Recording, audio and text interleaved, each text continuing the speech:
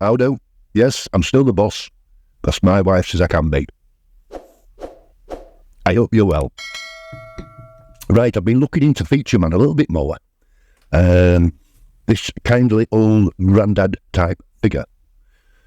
And, you know, there's a lot of people out there commenting and saying things about him and their thoughts on him. Well, he's reflected on his channel. I found out recently he peaked at 450k subscribers and it's dropped down to 394. He lost 4k subscribers in one day. Now what does that tell you? On top of that, he's deleted all his videos apart from 121. So there's something there, isn't there? It's not just cut and dry. It's not some old man that's been picked on. There's something there. Historic crimes. It goes back to 1977. There's a dark side to this guy. And now recently I've been speaking with a friend and there's rumours that this could be widespread. This could be a case of some kind of gang, some kind of grooming gang, which I'm going to dig into with that friend hopefully. It's all a bit hush-hush at the moment. So yeah, I have obtained a copy of the deleted video that he did. Why he's deleted it? Who knows? He seems to think he's justified himself on the video, so why delete it? And we're going to do a little bit of a video reaction with it. I don't like looking at this guy. Now I know what I know. He comes across as very creepy. You know, the kindly old gentleman that people see isn't what you think it is. Right, so let's have a look. So this is the deleted video of Featureman and his apology, stroke excuse, stroke explanation as to his crimes that dating back to 1977. Let's have a look. Hello, YouTubers, YouTuberettes. I will talk about the serious matter here, so maybe something that the kids might not want to hear. Might want to put them in a different room. Did you see his reaction there? Did you see that? Did you see it? That's a kindly old gentleman who's caring and concerned. Pause the video for a while and then listen to it with other adults. And I will be talking about my arrest record. And that happened back in the 1970s, what I'm going to be telling you about. And it seems there's some people asking questions now on the internet about me, so might as well clear that up. There certainly are. I lived in Las Vegas, and one day in the 1970s, I rode in a vehicle from Las Vegas to Carson City. With me were 3 other people, and we rode to Nevada State Prison. That's in Carson City. Carson City is the capital city of Nevada. And well, we got to the prison. There's an outside gate, and we drove into that. That's the Sallyport area, Sallyport, Sallyport area. You see how precise he is with things. How he, he spells it out. That's the man who looks at attention to detail. Now, he's babbling on a little bit here about, it's irrelevant, really. You know, he's talking about, he's building a persona. He's telling you that, he went to a prison with friends as part of a band, a group to entertain them. So, he's telling you he's not a bad guy. And we were all searched, and the vehicle was searched, and we went on in the inside gate and went into the prison yard, and we had first thing we did is we ate with the prisoners. There was a big lunch, and we sat down with the prisoners and ate whatever they happened to have. I don't remember. Now, I've taken into consideration that he's an elderly man. He's 84, 85, round about that age when he made this video. So, you take that into consideration. But then we got back out into the prison yard, and we set up our drums and amplifiers and musical instruments, and we got the piano from wherever they kept it at the prisons, and I did a show. The show was probably an hour and a half, maybe 2 hours, and then we left the prison.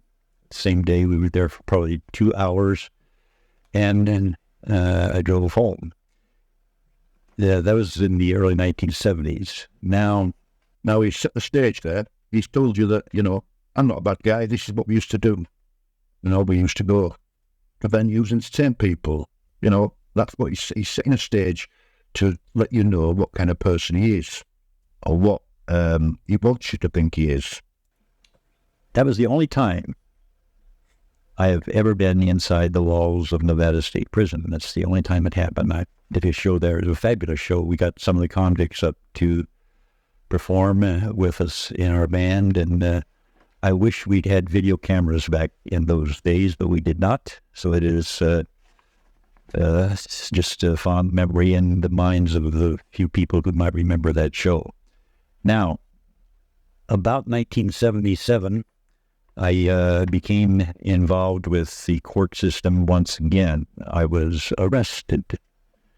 I was tried, I was convicted by a jury, and I was sentenced. And the sentence was life in prison. And the sentence was life in prison. And the sentence was life in prison. Three lives in prison. I regret that I have but one life to give for this video. But the charge, there is a law, 201.190 Nevada statute. There is a law.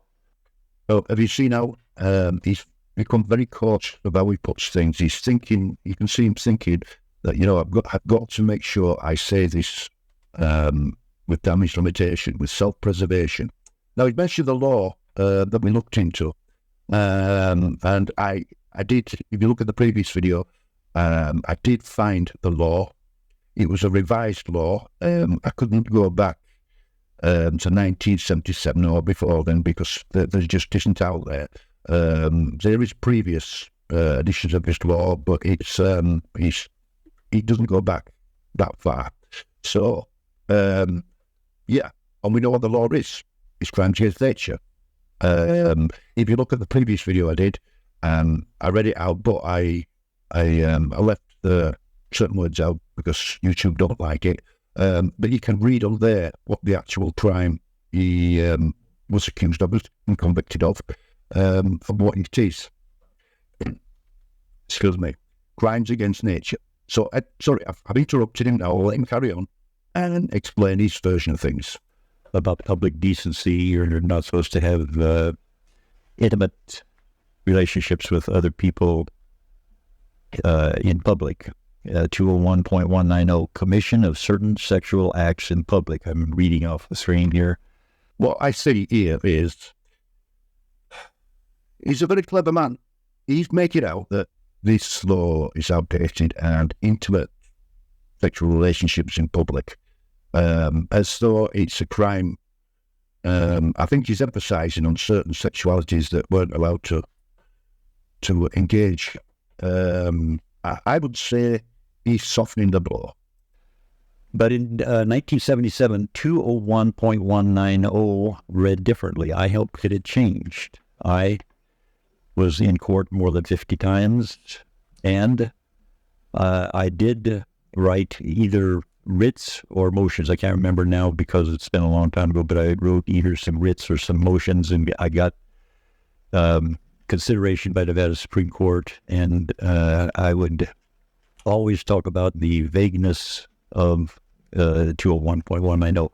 What 201.190 was in 1977, and again, if you have an attorney, you have them check it up, but make sure they look at the 1977 description of infamous crime against nature. And it is written very specifically, the, T-H-E, singular, one only. The infamous crime, without an S on the end. It's a singular event that is illegal, the infamous crime against nature. I was charged with that, and what it is, anything that they want it to be, and I'm talking about the prosecution, the district attorney's office. If a police officer didn't like you, they could charge you with infamous crime against nature. If you had any sort of sexual contact with anyone, other than a man and a woman who were married to each other. Anything else was considered infamous crime against nature. No, I appreciate 1977. It was a different world then, and this is the US, not the UK. And yes, we was all learning back then, and there was prejudice. But he's told you the minor details of the crime. Now he's not explaining. He's not giving a fair assessment. He's not saying this is the least you can be accused of this crime, i.e. the police officer. This is the extreme. He's not doing that. He's softening everything. He's softening everything. And without getting into details, I will say that there was a trial, and the witness against me, and he was over 18 years of age. Now that is an infamous statement. That has gone around the internet, what he just said. The witness to the crime was over 18. It's another softening tactic.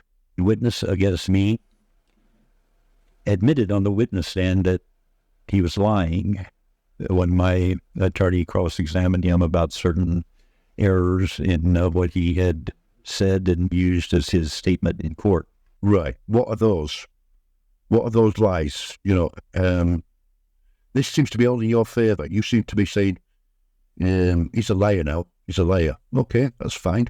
But what part of his statement did he lie? He admitted that he was getting 2 felonies dropped. He'd been held in jail until he would testify against me, and he'd get 2 felonies dropped. So they said to the jury, the prosecutor, when they made their closing statement, said something to the effect that, second, I'll turn that off, and we'll forget about that. The person who had been on the stand, who was the only witness against me, said some things that when he was cross-examined, he said, oh yeah, that's right, that didn't happen. He did admit that the thing he talked about had not happened. The jury was told that by the prosecution that he was telling the truth and he didn't get anything wrong. Anyway, I was found guilty by a jury. Right. So you've defeated the guy. You've he's a very clever guy. You've made him bet. You've painted him as a bad character. This guy who's accused you. Now, the judge in the case was an interesting person, and I'm pretty sure without anything having been said at the time, I'm sure he saw that the jury had reached a conclusion, just because it's sort of like when you point a finger at someone and accuse them of something, some people believe it. So the result of the trial was that I was convicted. So what you're saying is, back in 1977, everything was very basic, and the authorities did what they wanted to do, and if he was guilty, he was guilty. You had no chance of proving any innocence. So that's what you're saying back in 1977. That was the culture. Right. Now, the only penalty for infamous crime against nature in 1977, the only thing that a judge could do, which also made this statute unconstitutional back then, the judge could not say, well, it's from 3 years to 5 years, 5 years to 10 years. They didn't have any latitude. They had to sentence the person to life in prison. So I had 3 lives in prison looming ahead of me. Now, that's what I admire about the American justice system. When they lock somebody up, they lock somebody up. Now, Featureman, I'm addressing you here. If you'd have explained what the crime is, certain parts of that crime deserve to be locked up, in my opinion, for life. Came time for the sentence to be announced, and the judge said, sentence you count number 1, the life in prison, count number 2, life in prison, count number 3, life in prison. And Then he said, before even 10 seconds had gone by, after he announced the sentencing, he said, "This sentence is suspended," meaning I would not be going to prison. And he said, and in exchange for not going to prison, I'm going to place you on probation with the first year to be in the Clark County Jail. Now, a few things happened after that. The most important, I won't even try to list these in order of importance, but a friend of mine, a lady named Kay, came to visit me in the prison, and it was kind of the interesting and weird way that it all happened. There were visiting hours. I couldn't tell you what they were, but probably something like noon to 4 o'clock, but whatever it was. There were certain visiting hours for people outside to come visit the prisoners. And it's about 10 o'clock at night. And a guard at the jail came to the area. I was in the trustee area, and there were about 40 or 50 people in there. And the guard came in and said, "Willett." Yeah, he said, "You have a visitor." And everybody, "What? A visitor at 10 p.m.? This is impossible." Anyway, went with him to the visiting area. And on the way there, the guard said, "You must have some very powerful friends." And I said, "What do you mean?" He said, the governor of Nevada arranged the visit. You got a call from the governor's office, and the visit is going to take place. So I went and had a meeting with Kay. This guy's painted himself as a guy with reputation second to none. You know, and it's wrong. It's wrong. He obviously isn't that. This video, he's stretching it out. I understand his age, and, you know, we all do as we get older. I'm not the youngest man in the world. But it is important to him to paint a picture of himself as being a decent man. And to me, it's not working. It's not working. Cut out all the bits where he's saying how good he is and what he's done. He's narcissistic, let's be honest. He's very narcissistic. And he considers himself a bit of a wordsmith. And we talked a little bit. She was a friend of mine and knew her for many years. And I won't get too distracted here. We'll focus on the legal matters. Kay made some suggestions, and we planned some things, and we went into court for the sentencing. There was a stack of letters asking for leniency, and a whole bunch of things were going on. And somehow or other, at Clark County Jail, they had books and magazines for the prisoners to read, but we were not allowed any law books. And I was writing writs already without knowing what I was doing. I was going ahead and doing it because I had enough information about how to do it.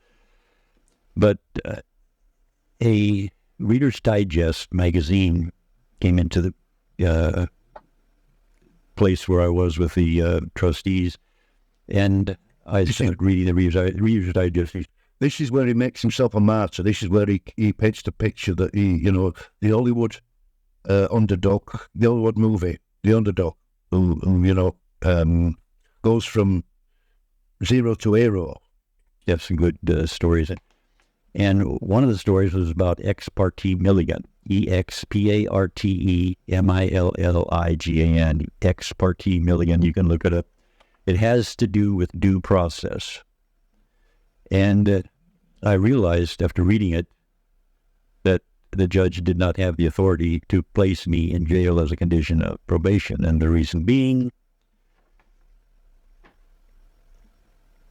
it's not in the law of Nevada. The law in Nevada said when a person commits the infamous crime against nature, they shall be sentenced to prison for life. That's the only, there was no description of what a infamous crime against nature was. Anyway, Well, it doesn't need a description, my friend. Infamous crime against nature. I think that turn anybody's head. Boy, anyway, And you're not my friend. result of my reading that, I wrote a writ or a motion, and I asked the set back down. This is after he had ruled on dissents and placed me in prison for life, supposedly, but with the first year being on probation in Clark County Jail.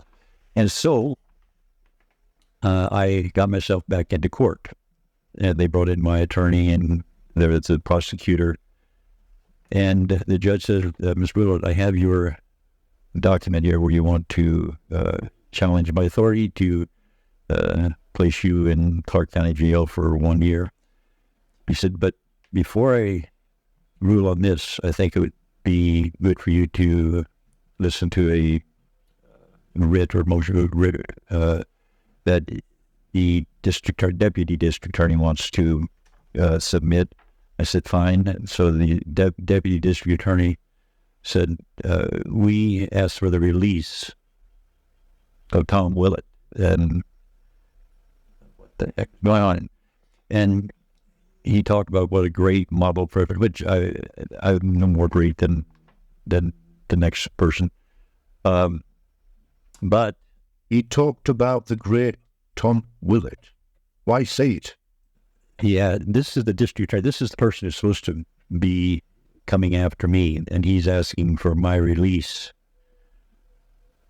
And it dawned on me. I realized what had happened. I happened to step on a nerve when I talked about how the judge does not have the authority, because there were a whole bunch of people in Clark County Jail who were spending their first year of probation inside the Clark County Jail. They would all have to be released if the judge ruled in my favor. Now, if he did not rule in my favor, I would go to the Nevada Supreme Court. They knew that. And I would have won. Would you have won? No one can predict that.